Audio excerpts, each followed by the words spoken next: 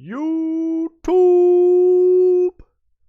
Welcome back to the Fantasy Football Perspective. I'm your host, Lucas, and it has been a minute since I've given my last podcast, but I'm back and I am ready to go over some new content that I've been working on.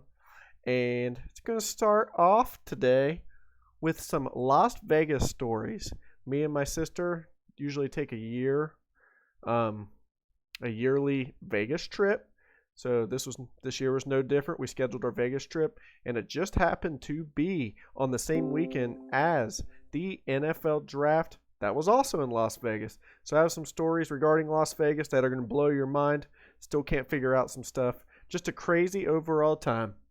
I'm also going to get in, kind of segue into the NFL draft from those stories. I'm going to give you my two favorite drafts, my two favorite team drafts, the teams who I think drafted the best. One of those two teams I also think had the best NFL offseason, so we'll get into that. Transition from there into my 5 favorite rookie landing spots for fantasy football. These are not the players that I think is going to have the best career or nothing like that, but I'm talking 5 NFL rookies who went to landing spots where they can succeed right off the bat based on their situation. Then I'm going to give you my top 5 rookies that I would draft if I was in a Superflex Dynasty League, and I'm going to give you some reasons why I think that. And then I'm going to briefly touch on the 2023 draft class, which is just absolutely insane. So sit back, buckle up, because we are about to go on a ride, ladies and gentlemen.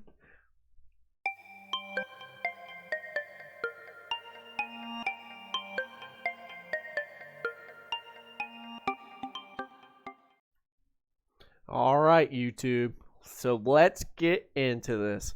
So typically, every time we go to Las Vegas, we've stayed at the MGM Casino. So my sister and I and her boyfriend Taylor decided that we were going to try out the Bellagio this year. And boy, oh boy, was it awesome. We arrive to Las Vegas to find out that they have a huge NFL draft stage right in front of it. You know, we get to Vegas, even our taxi driver was like, "You guys are staying at the Bellagio? That's not good. The traffic's insane." Well, the good luck started right away. The traffic literally died out on our way to the Bellagio, and we got right in. So the good luck right away. That night, the first crazy thing happened. We go see the magician Matt Franco. If you guys don't know who Matt Franco is, I highly suggest looking him up. He is amazing. America's Got Talent winner. And boy, oh boy, was it a great show. But the crazy thing is, the first thing he asked the crowd was, "Does anyone have a $100 bill?" So the whole crowd was raising up the $100 bill. I was holding up my $100 bill, and I got picked. So he takes my $100 bill, makes me sign it with a red marker, just sign the back of it, Lucas, right on the back of it. He takes my $100 bill, he starts shaking his hands, doing that magician stuff, and it turns into a $1 bill. So I'm like, what in the world? He's like, "Oh," making jokes and stuff. "Oh, what a good deal. You got $1. And he laughed for a second. And I was like, "Oh, okay, so what now?" And he's like, "How about you come up here on stage instead?" So now I'm getting a little nervous. So here I am on stage. First magic show, just got to Las Vegas.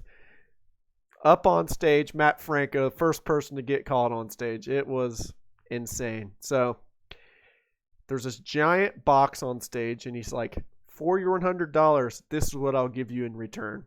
And he pulled a string, and there's just this mountain of ramen noodle packets. Absolute mountain. And he's like, "Pick your 4 favorite flavors out of there, 4 packets that look appealing to you out of this mountain of ramen noodles." And I'd say there's probably anywhere from 100 to 200 in this mountain of ramen noodles. So I picked 4 random packets, and he's like, toss a couple out to the crowd. So I did. I tossed 2 out to the crowd. So then I was just holding 2. And he asked some random guy from the front row. The random guy's name was CJ. And he's like, CJ, do you know this guy? And CJ's like, no, I don't. And he asked me, Lucas, do you know this guy? I said, no, I don't. And he's like, CJ, which ramen noodle packet do you want in Lucas's hands? I was holding a chicken and a shrimp. And CJ's like, give me the shrimp. So I tossed him the shrimp. And he's like, Lucas, is that okay with you? You can change if you'd like. I was like, no, that's fine. I'll keep my chicken. He's like, okay, go ahead and open that up and look inside of it. So, I opened it up, looked inside. I was holding it like this on stage. And he's like, does anything look strange to you? And I was like, no, it looks pretty normal to me.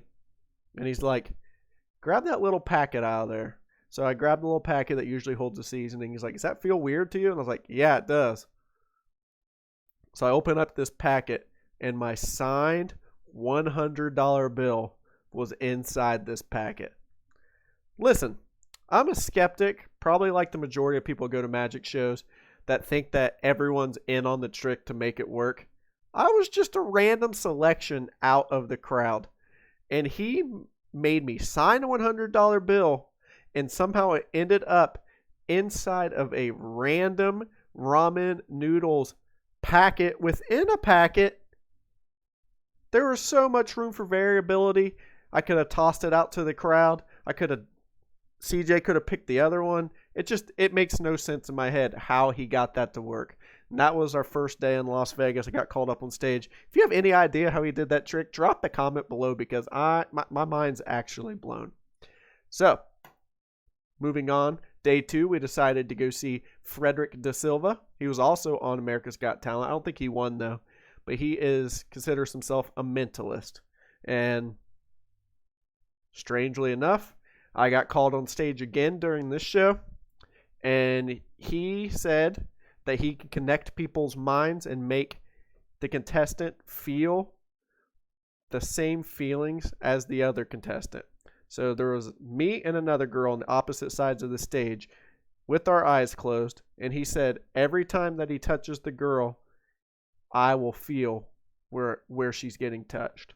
So he was touching her with the end of a feather, and on my life, I swear that I was getting poked in the side. I thought he was poking me, and it wasn't like just a gentle poke.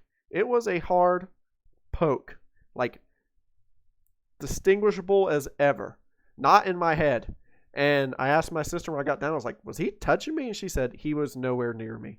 So in the comment section here, please explain this to me, because it makes absolutely no sense to me.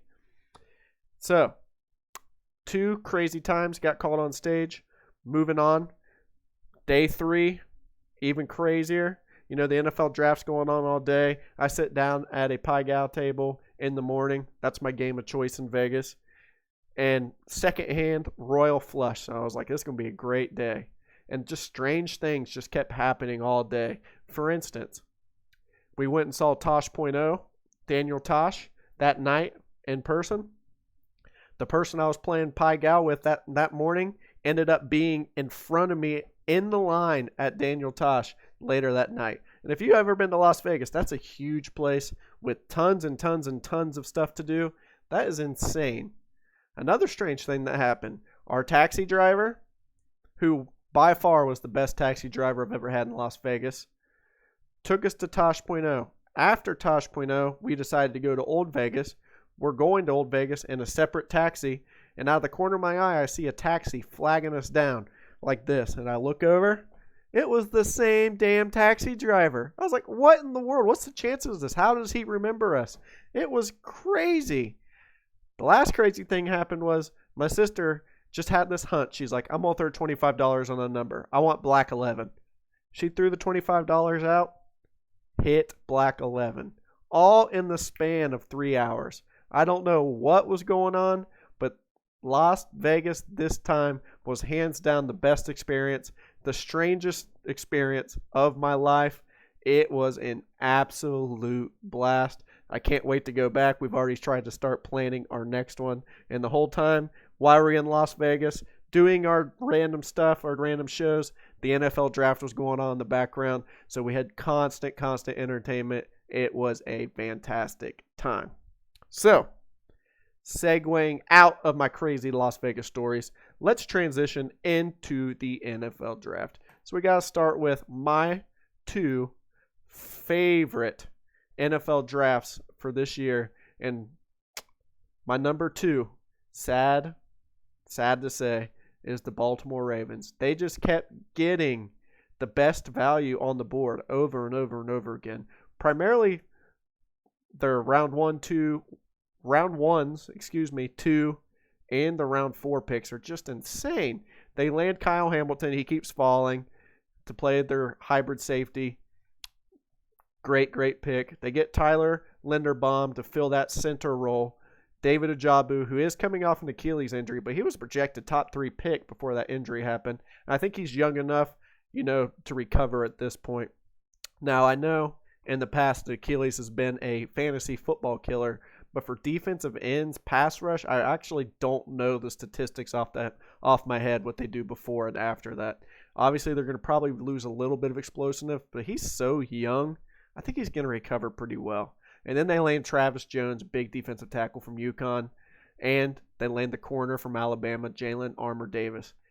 Very, very, very good draft. I also think Tyler Batty down here, the running back from Missouri, has a chance to play right away with J.K. Dobbins and Gus Edwards being out, potentially on the PUP list for the foreseeable future as they recover both from ACL tears. I know they just signed Mike Davis, but Mike Davis is just a big bruiser back. I just can't see them giving the whole load to him. So Baltimore Ravens, bravo. I know you're an AFC North team. I don't know why you didn't draft any receivers, but that's beside the point. But bravo on reaching and grabbing this value that just fell to you in the draft. Bravo. And then the second team, who I think just absolutely destroyed the draft and probably had the best draft and the number 1 offseason that's still continuing today, is Ren Lawwell, my boy's favorite team, Philadelphia Eagles. They got Jordan Davis, who I love, big defensive tackle, part of that great Georgia defense. They get Cam Jurgens, the center from Nebraska, who is very, very good, probably day 1 starter. And then Nakobe Dean, who is an absolute unit at the linebacker, slipped all the way to the 3rd round, number 83. All this medical stuff's floating around. He says he doesn't know what that is, what they're talking about. Nakobe Dean's going to be a steal. If his medical's okay, he's a potential Pro Bowler quick. Those 3, and how can I not talk about them trading the splash of the day on the first round of the NFL draft, landing A.J. Brown. Insane. They revamped their wide receiver room. A.J. Brown, Devontae Smith combo now for Jalen Hurts. And then yesterday, they actually signed James Bradbury to shore up their corners. Now they got Bradbury, Darius Slay. They signed Anthony Harris. Their secondary was their weakest part of their team last year. They revamped it. Now it's going to be one of the strongest in the NFL. Watch out for the Eagles. If Jalen Hurts, progresses just a little bit with his weapons, the Eagles can make some serious noise this year. So bravo, Philadelphia Eagles. Off-season trophy goes to you, in my humble opinion. Who is your off-season champion this year? I'm very curious what other people think. Drop a comment below. If you're new to the channel, hit that like button on this video. It helps the algorithm out. And take some time to subscribe to the channel. I'm going to be producing content more and more as we get closer to the fantasy football and NFL season. This is the time of year where not much is going on, so I kind of take it easy. But we had a lot to talk about just because I haven't made a video in so long. So thanks for tuning in. Hit that subscribe button. This video is not over yet, so hold up. So transitioning out of my favorite 2 drafts, I think we have to talk about the NFL draft and relate it back to fantasy football for a second. And I'm going to give you my favorite rookie landing spots for the 2022 season as far in respect to fantasy football. Now, this is not who I think is going to be the best dynasty assets forever. These are players who I think went to situations where they could contribute like this. And I'm going to give you my 5 favorite. So let's dig in. It's these 5 players. Kenny Pickett, number 1. Dameon Pierce, Treylon Burks, David Bell, and Isaiah Spiller. So let me explain why. Kenny Pickett goes to the Pittsburgh Steelers organization, who, with Big Ben as their quarterback last year, who, let's be honest, is a skeleton of himself at this point in time, or was a skeleton of himself last year, was 4th in the league in passing attempts per game at 39.3. They added 2 more weapons with Calvin Austin and George Pickens, and Kenny Pickett has the draft capital come in and at least get a chance to take over that starting role quick.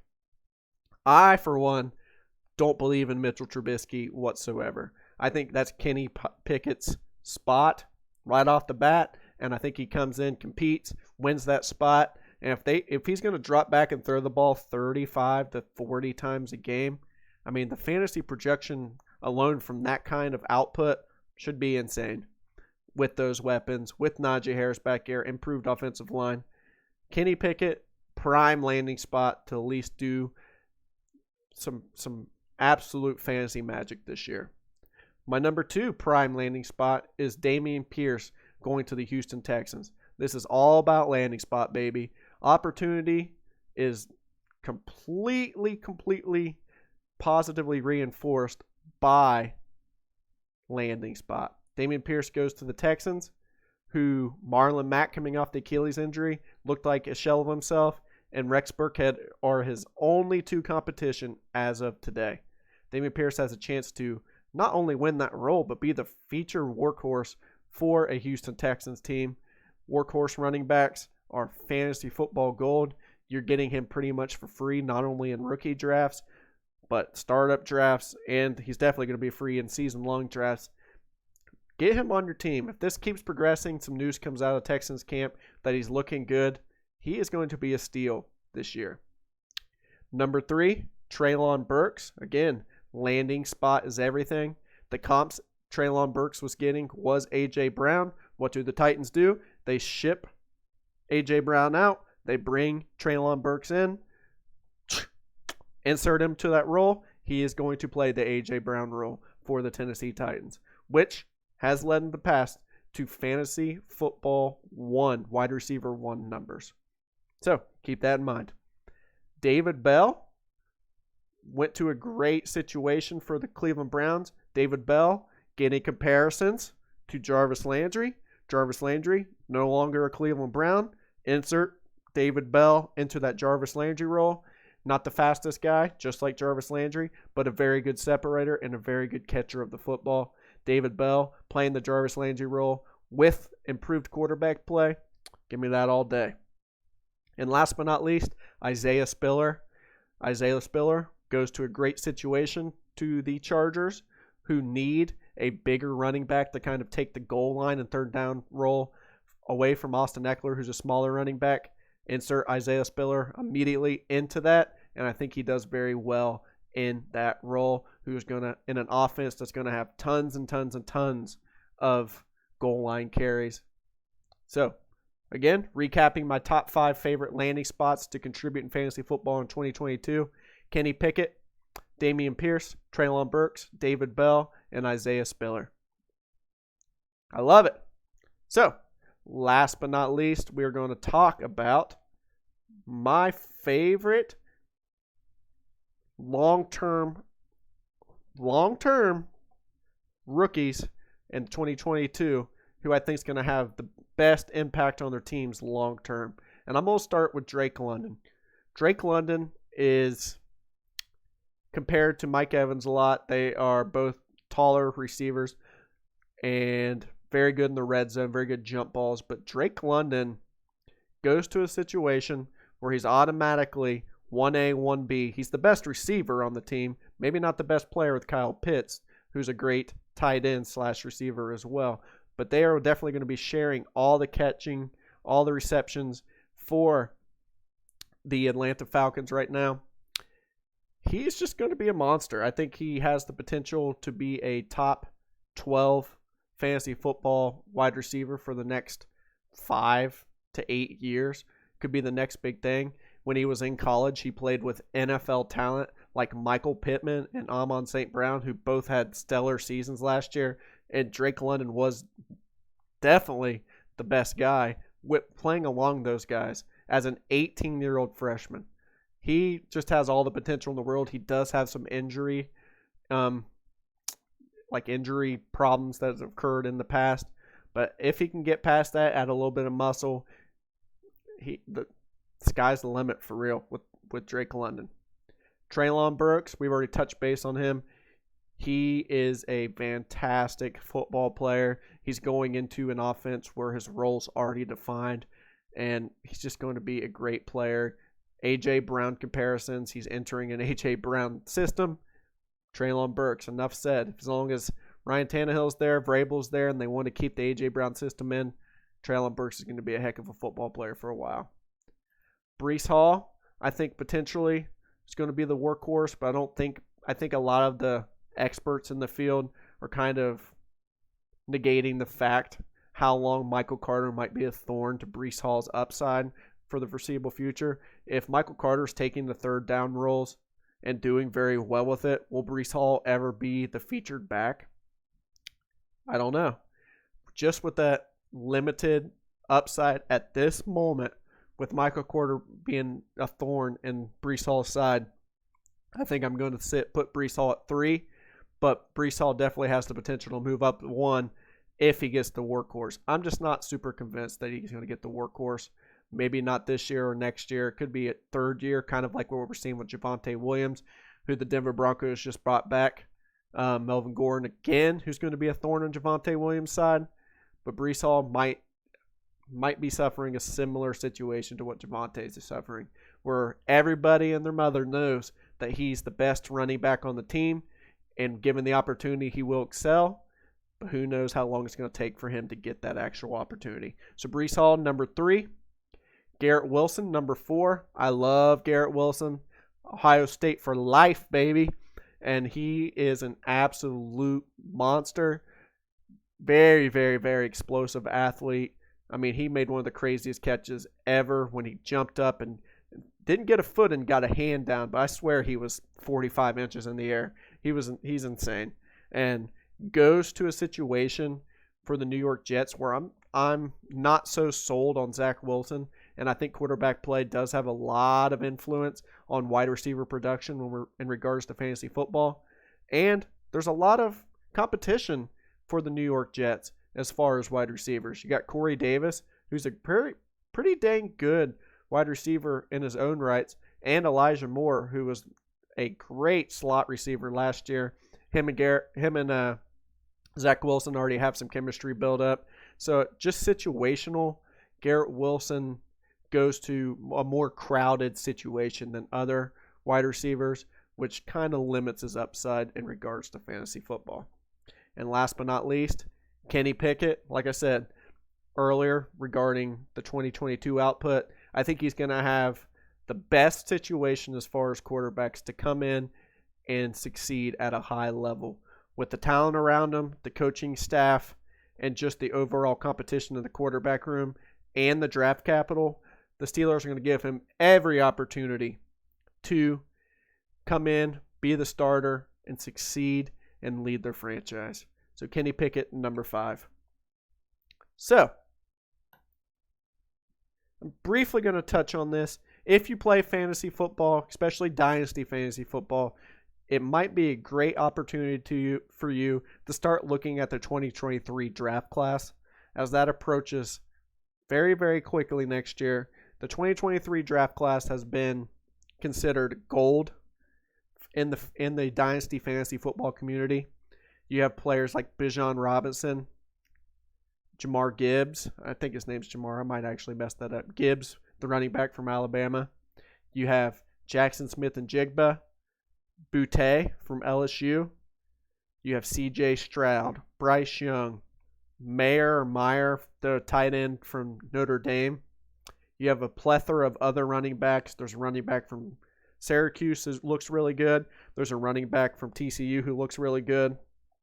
There's just or Jordan Addison, who went to Pitt and played with Kenny Pickett, who's a monster wide receiver.